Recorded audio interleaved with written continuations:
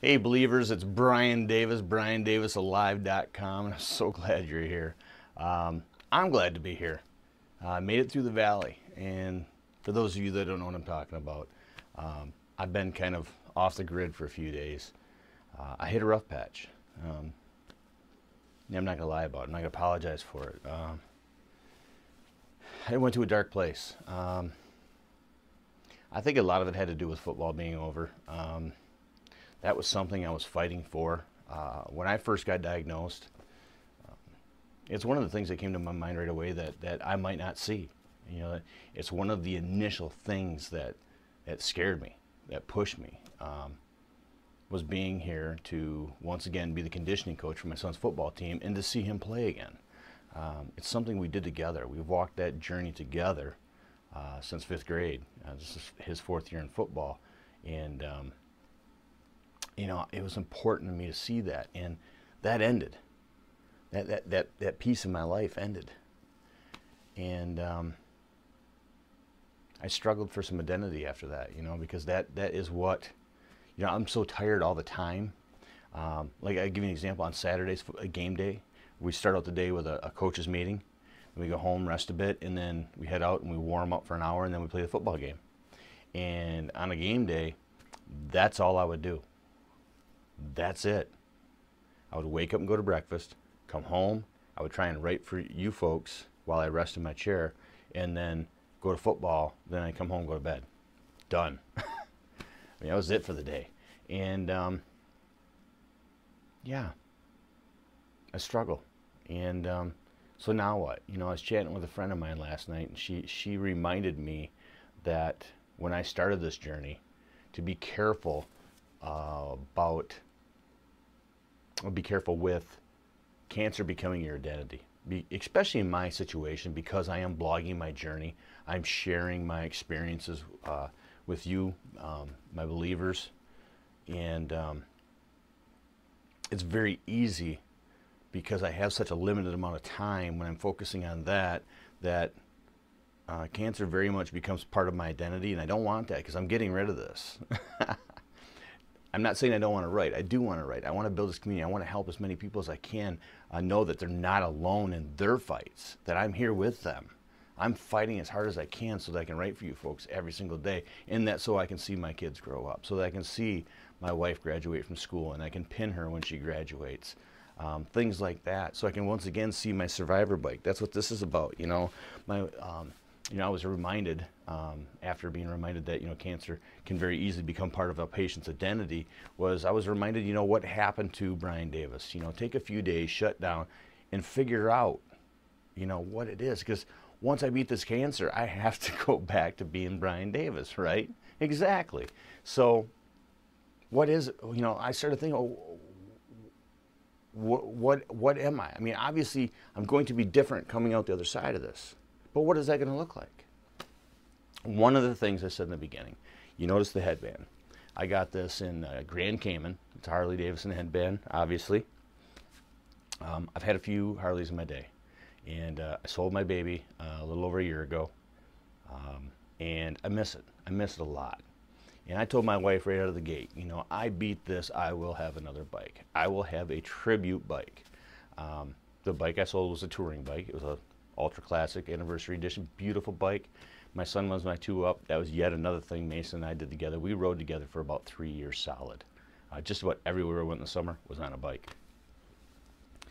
I sold that bike, and he's too big to ride 2-up, so I ride alone, and I don't ride much anymore. But you know, I told my wife when I beat this, I'm going to get a tribute bike. You know, something really chrome, something like a chopper, and a tribute to my fight. And you know, she asked me this morning, or last night, she said, you know, what happened to that? You know, I said, I don't think I'm going to get a bike. She said, why? She said, I thought you were going to get a tribute bike, just to wash, wax, and ride around the neighborhood, you know, for a sunset ride or whatever it be, and, you know, pretty much it. Nothing touring, just something just to take a cruise on. And, you know, I said, I don't know. So I got to thinking about it, and the color for the ribbon for bile duct cancer is green. And a dealership here in the area took a bike in on trade, an auto dealer who, I mean, they really don't belong in the bike business, right? They took a bike in on trade, and it was a custom chopper, and it's green, and it just so happens to have a cool looking kind of skull painted on the top of the tank, and it really reminds me, it kind of looks mean, and it's got flames and stuff, or you know, light coming out its eyes or whatever, and just looking at it, it reminds me of my tumor dying. You know, it's like going into the tank, and it's kind of like my tumor dying, going away, melting away, fighting to hold on, but it's not. It's losing its battle. And to me, what a better tribute bike, right? The interesting thing is you know, I use this dealership for my services and stuff, and so I was there bright and early this morning after thinking about that. Before the sun even came up, I went in and talked to the service manager there, because they're obviously there early, and that was still there. And this bike is, it costs about, and the receipts on it, it's about a $30,000 chopper. You know, maybe $27,000, $30,000 in that range, and a beautiful bike. And the dealership does not want it in the shop for the winter. They want it gone. They believe they threw it up on the internet for $6,000. I mean, that's, I don't think you could buy the motor for $6 grand, to be quite honest with you. So, I mean, it's a huge deal. And it was fun to look at. I went down and looked at it. My wife met me there, and she just fell in love with it. She's like, this is perfect, you know. And I says, but, you know, it was fun to look at. I mean, let's get real. It's not the time of my life to be looking at a bike, but it was fun to look at. It got me excited. That's the whole point. It got me excited. It got me thinking possibilities, you know. There's something beyond this fight for me to fight for, you know. Fight for my kids, fight for my wife, you know. Fight for getting that tribute bike, you know, a trophy. Fight to pin my wife when she graduates. You know, that desire that we have deep down inside to be normal. I want that too, you know. And it's funny, and I'll let you go really quick after this, but I want to tell you really quick is I like to look, you know, for meanings behind things, and you know, I've always had a desire to be normal from deep down inside. I just want to be normal. What does that mean? And unfortunately, today, normal's been tagged with the definition of average. You look up in a regular website, it's average. That's the definition. Well, I've got old school dictionaries. This thing's from the Depression, okay? This is one of 2 volumes. And I looked normal up. And I like the definition I got in there a lot better than average for normal. The definition there for normal is what comes naturally. That makes perfect sense to me.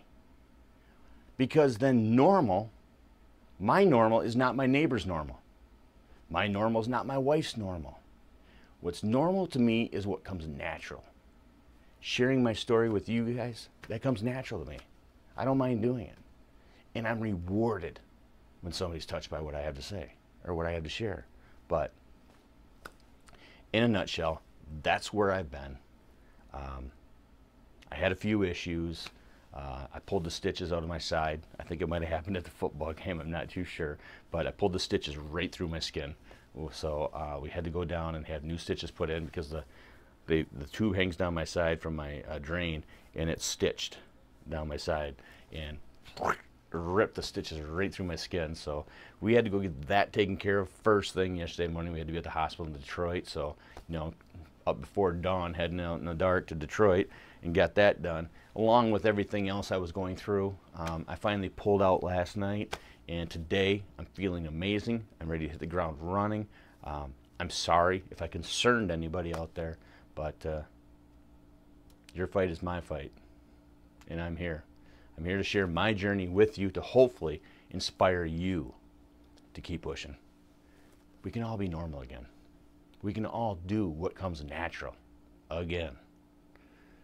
You know, and for me, I take when I'm rested up and having a good day and feeling ambitious, that's when I shoot for normal again. You know, I've got my entire life to shoot for extraordinary. Right now, I just want to do what comes natural to me.